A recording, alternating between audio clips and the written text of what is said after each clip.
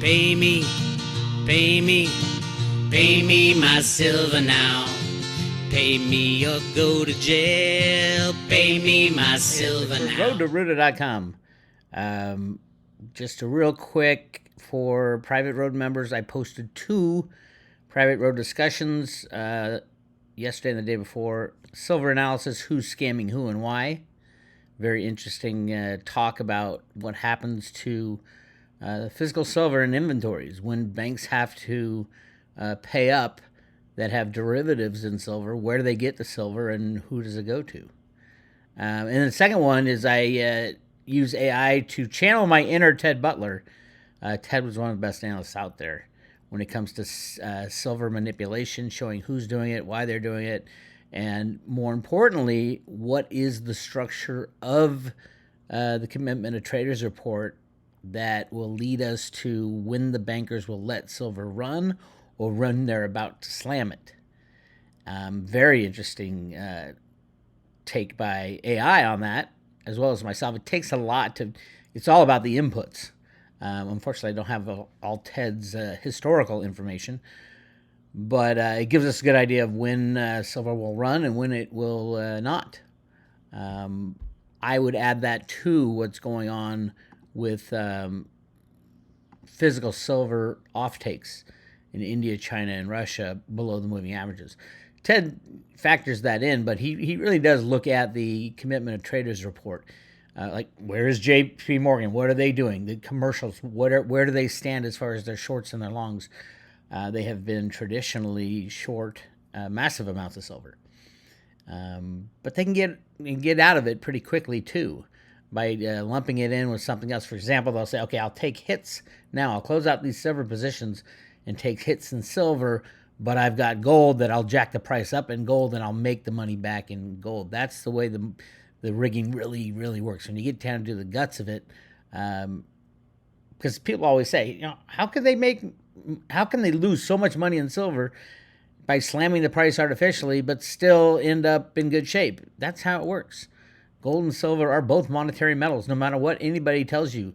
The only reason people are saying that silver is no longer a monetary metal is because they won't allow the price to go up. If the price was going up just like gold, everybody said, oh, gold's a monetary metal because of all the craziness going on in the world right now. Now India and Pakistan are about to go to war. So that's why gold's going up. It's a monetary metal. The reality is, no, it was allowed to go up 400x or 4x, 400% since 1980. And silver was not allowed to go up. It's still trading at, 66% of its all-time high in 1980. Had it done what gold was allowed to do, silver would be $200 and moving, just like gold is moving. It'd probably be a lot higher because we've used a lot of silver, that consumed a lot of silver since then. There's not a lot of silver out there. And there's even less when you think about, holy crap, the last all-time high, it's 2011 and 1980, where it almost hit $50. Might have hit it intraday. Nobody really knows. But the reality is, gold hit 800 in 1980 as well, and now gold's trading 4 times that. So the reality of where we're going from here, what we're doing, you need to get your mind frame back into the thinking about silver as a monetary metal. It will return to that. When the manipulation ends, it will return to being a monetary metal. Monetary metals, price rises during the chaos, was the whole concept. I remember back in 2001, 2002, when they were holding gold below $300, Jim Sinclair came out and said they could set off a bomb in India, a nuclear bomb in India, and the price of gold wouldn't even move. That's how much control they have over the price. And now we're the very potential of potentially a nuclear exchange between China and India and Pakistan. 2 nuclear countries fighting over the same piece of dirt in Kashmir. Literally, they're fighting over the same piece of dirt. But we all know what happens. When do wars start? It's when the bankers are in trouble. I would say this is just another avenue for the bankers being in trouble. Watch China invade Taiwan during the chaos. All this is coming down the pike over the next. Let me check Cliff's chart here. He had this week as a emotional tension bump from 52 to 67 this week. I would say a war between two nuclear powers would be enough to make that bump. But it has the big bumps are coming in July. It gets up to 95, and then ultimately in October, 102 in the first week of October. The building tension. That's like, the 9/11's about to happen, and then boom, it happens. And that's the release of the tension. According to Cliff's model, that type of stuff. So, and it doesn't go below where we are today. So expect the entire year to get worse and worse and worse. As far as the amount of tension in the ontology, as Cliff calls it. I had to look it up. Officially looked up the word in ontology. I'll get to that because I asked AI. I said, "Hey, as Cliff uses the word in ontology, how does he mean that using that word?" I'll get to that in a second. Anyway, silver. We're still above the moving averages. The latest slam. This is 100% to close out some shorts. They still had a decent amount of shorts on the commercial side, so it wasn't quite ready to bottom. It's close. I go through the whole way to figure that out on the private road post I just posted. That roadtoruta.com. Make sure you sign up. By the way, like and subscribe to these videos. Like and subscribe. The public videos on YouTube. The private stuff is at roadtoruta.com. Go check it out. We need to build this community so more and more people understand. They're going to be asking you questions about why did silver go from $50 to $500 in such a blink of an eye, and why did the Comex close down, and why is all this happening? That's what Road to Ruta deals with. Anyway, so we're looking at the moving averages of 31.16 and 31.73, and right now the price of silver is trading at 32.66. It is basically bouncing around in this wedge. Very little downside potential, and it won't be for very long. As you can tell from this one, this is going to be reported in about 8 days. India will report how much physical silver they took off the market when the riggers slammed the price down below the moving averages here. And you see, it didn't last very long, a week or two, and then poof, it's straight up again. So this is an investment opportunity where you have very limited and very short-term downside risk, very aggressive, very blue sky other end of that investment. Silver has not been freely traded in 180 years since the Opium Wars. So yeah, it's got a long way to make up, and the only way it can do that is shutting down the Comex. It's a futures and options exchange, and that'll happen. There's just so much fraud within the Comex. Let's just look at the fraud. And as a matter of fact, it's getting exciting as far as what's going on with the deliveries. So the deliveries yesterday, we're pretty far into the delivery month of May, but they still have almost 1,000 contracts left, which is 5 million ounces. Look what happened yesterday. So a change in the open interest of only 4 contracts, but deliveries 107. So these should be equal if it's just people, finally taking delivery of contracts that were already there. No, this means that 103 contracts were added and were stood for delivery. Whoa. So those should deliver in the next few days, maybe 3 or 4 days. The requirement is by the end of the month, but that's brand new stuff. And then you want to know who did it, you just look at the daily, who added the stops. The stops is the delivery, and it's right here. JP Morgan. Is that JP Morgan? I can't tell with this. Yeah, it's JP Morgan customer. Of course it's JP Morgan. So JP Morgan had to go into the market for a customer. A customer went to JP Morgan and said, I want silver. I want to buy it. I want 100 contracts, which is a little over 500,000 ounces, and I want it now. I want to take delivery, and that's what they did. So, very interesting time, and I think that'll keep going. Right now, we are standing at, if you scroll down to the bottom of the delivery report, 13,351. I can't do that in my head, but I probably could if I thought about it. I don't want to waste the brain cells because they'd never come back. Times 5,000 per contract. It's 66,750 or 66,755,000. That's a huge delivery month, and it's still going. 500,000 more were delivered today. So you add that to this, we're over 67,000, and still 4.5 million left. If you look at right here at the close, 914 contracts. It's a little over 4.5 million ounces left to deliver. So that puts us at 73. I didn't think it would go up above 71, 72, but we're looking at 73, 74, maybe even 75 million ounces in May, which is huge. It's gigantic. The other thing I want to point out is, look at this. Exchange for physicals is non-existent now. So what does that tell me? That tells me they're going to either take delivery on the Comex or they're going to take delivery in London. This tells me that all the physical silver for delivery is held in the U.S. right now, and there's not much held in London because you can't do an EFP, exchange for physical, where you get delivery in the LBMA. So it could be that London is running out. Who knows? That would be a purely conjecture on my part, which is fun to do, by the way. All right, so where's silver going? It depends on the commitment of traders report. The latest slams down. They come up a little and they slam down again. What do I think? The new COT report, today is Wednesday, so clearly they were looking to do the slam after the close on Tuesday. So the commitment of traders closes on Tuesday. The report is released on Friday, and then it goes to the next Tuesday, and just on and on. So this slam right here is likely short covering by the commercials, and that's what they do. They slam it down to cover their shorts, and then they let it run up, and it's rinse, wash, rinse, repeat. Rinse, wash, repeat. Wash, rinse, repeat. That's it. And over and over again. And that's the game. And that's what Ted Butler had figured out back in the early 80s, and he would keep amazing track of that, as well as inventories.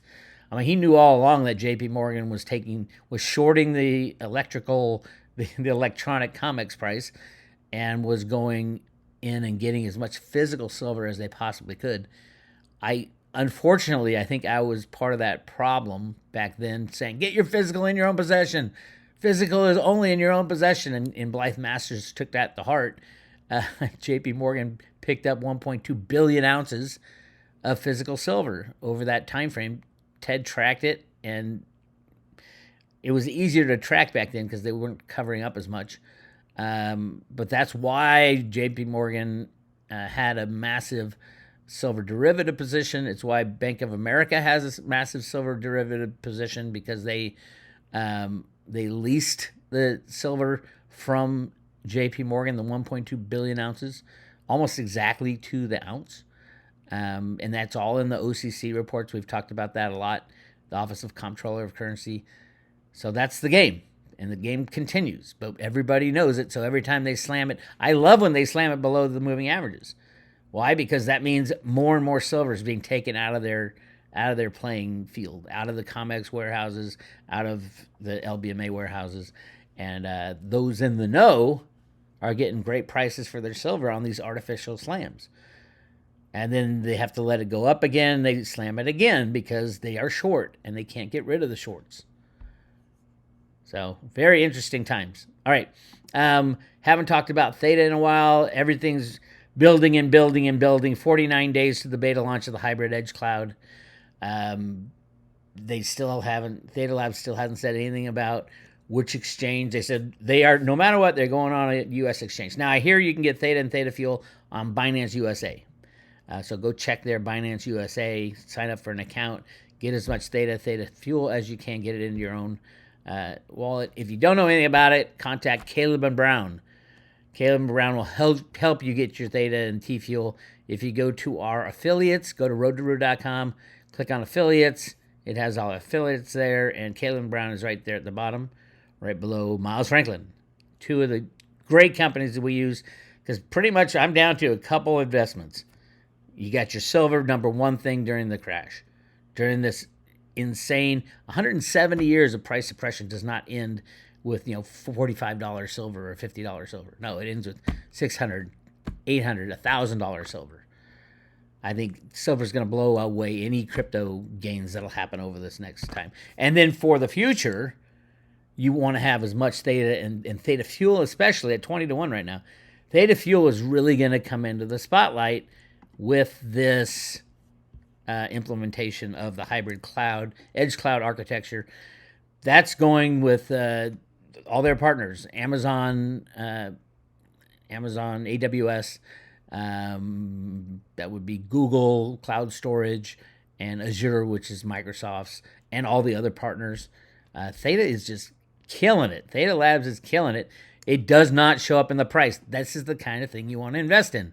You want to invest in projects that are, for cryptos, are going to be huge in the future, no matter who, because it's not a meme coin. No one's going to run after it right now. It's kind of like people are chasing the pets.com. Remember the .com days? I'm kind of old, so I remember the .com days. All these crazy company, pets.com and blah, blah, blah.com. That's what people were chasing in the latest meme run-up bullshit. The Tawaka Girl coin or whatever it was. You want the good stuff. And what Theta Labs is doing is going to transform the world of AI. And it's so important to understand, and of computing in general, cloud computing and video and entertainment, and you name it, they're doing all the right things. So yes, the price is way below where it was. I mean, take a look at the Theta Fuel chart. I mean, we're at 56 cents for Theta Fuel, and now we're at 3 cents. Does that mean you should sell or buy? If you want to buy low and sell high, yeah, you should have sold at 56 and then bought back at 3. Everybody in retrospect wants to do it. The whole concept of where Theta was back in, this was 2021, and what they are now. In 2021, it was just content delivery network, the CDN stuff. They'd share broadband. That's all it was. And now it's transforming a decentralized AI. It's insane how big this is going to be. They just signed on, let's take a look at what they did in April. In April, they signed on the Houston Rockets with a blockchain-powered decentralized cloud, blah, blah, blah, blah, blah. They got this thing called the Clutch Bot you ask any question, it goes out and gets you the answers. Basically, they're getting all these partnerships. The more and more people using it, the more and more people understand, because it's cheaper than going to an AI provider. San Jose Earthquakes. My son used to play for their farm team, but they're using the same kind of chatbot stuff, and this is huge. I mean, where does all the AI development come from? It comes from the universities. And Mitch got Stanford, which is, I would say, the number 1 or number 2 in the United States, probably the world, in AI type of development. I would say number 1 or number 2, at least in the United States, would be MIT. I'll guarantee you that MIT gets added this year. How do I know? Because I think Mitch went to Stanford and MIT. So now that Stanford has signed on, MIT's next. And that would be huge. MIT is massive in that world. Here's a ontology for you. Okay, so ontology, Cliff says ontology is like the universe steers you in certain directions and gives you hints and clues and all that shit, right? Brandeis University joins as 31st Edge Cloud customer. Now, this is a pretty big college out in Boston, but nobody's really heard of it around at least in California. But I knew it right away. And I'm like, well, how did I know that? Oh my God, I know where it came from. So Brandeis University, remember the guy Stephen DeVoe, who adapted the Road to Ruta comic books from the Fed? He was literally a professor at Brandeis University for a while. After he left the Fed Boston, he went to Citibank, implemented their computer trading programs, and then he went to IBM and something else, and he was implementing all these computer rigging programs for the Fed. And then he went silent. Nobody knew what was going on with him. and he turned out to be a lecturer at Brandeis University, as well as a couple others. But yeah, Stephen DeVoe and Alan Greenspan were the people implementing his niche in life is project implementation. If you don't know what I'm talking about, go to roadtoroota.com. It's all literally, if you go to the homepage, there's great discussion with Sean at SGT Report. But go down here. These two videos, the first one shows you this is the Wishes and Rainbows comic book that Stephen DeVoe developed at the Fed, and it has all kinds of secrets in it. And go check that out. It will change your world. Go check out everything on the front page. roadtoroota.com. You got to get involved because it will literally change your world, because nobody knows what's going to happen in the future. Nobody. Not me, not anybody. And you're going to hear 1,000 different viewpoints. I think the Road to Ruta theory is going to be the closest. There are good guys behind the scenes trying to destroy the banking cabal. And they can do it with a click of a mouse. That's the beauty of it. It destroys everything else. But the key thing that it does destroy is the power that the bad guys have. Another key thing, it gets rid of all the debt on the planet. That's a big keystroke. The TFuel Theta ratio went up above 20 again, so great time to buy TFuel. I think ultimately, depending on how big this is, where did it go? Theta. Okay, the Edge Cloud. How many partners actually help market for Theta? The partners are there. It's Google, Amazon Cloud, Samsung, Sony, Microsoft, you name it. They're there. They're just not promoting it, even though, because they're still making a lot of money with their own facilities. I think Microsoft announced, or Amazon, one of them, announced they're not going to keep building out for AI. And why wouldn't they do that? Because they're partners with Theta.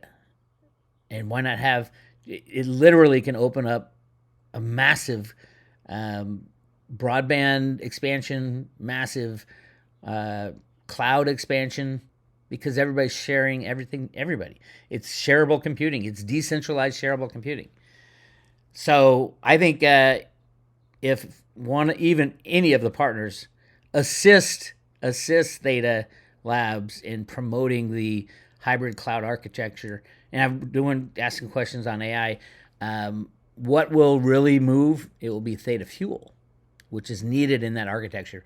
And because there are so many partners coming on, and Theta burns a little bit of Theta Fuel. I mean, Theta Fuel burns a little.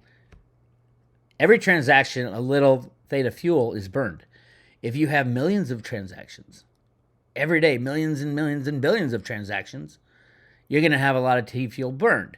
So that's why I'm talking about the Theta to Theta ratio, TFuel ratio. I think this will come down. It should be right now. I think almost a billion, 100 million tokens have been burned, TFuel. I don't have that exact figure, but the more it's used, the more it gets burned. So the ratio between TFuel and Theta will tighten in, and ultimately, at some point, it will be even 1-to-1. It's very similar to gold and silver, but TFuel is definitely needed for AI out there in the Thetaverse, the Thetaverse. So yeah, lots going on at Theta. No, the price isn't showing it, which is what you want for an investment. So get your Theta Fuel. Contact Caleb and Brown. Tell them I sent you. They'll speed you along in their sign-up process. Yeah, crazy stuff. All right, Cliff just released a new video. I haven't listened to all of it, but it talks about the ontology. And like I said, that whole Brandeis University thing, that's the ontology speaking to me. I'm writing a book, and literally Stephen DeVoe's in that book. And part of what he did in the early days at the Fed, creating the first computer programs with Alan Greenspan to rig the markets and all that. So I looked up, I had to go, because this one, Cliff's latest post is self-revealing noodle twist, up-leveling your coherency now. He's talking about the ontology on there. So I'm like, all right, AI, super grok. What does Cliff High mean when he talks about the ontology? And here's the answer.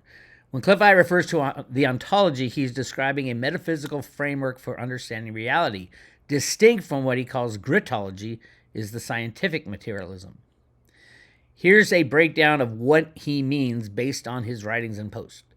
The ontology as a supreme consciousness.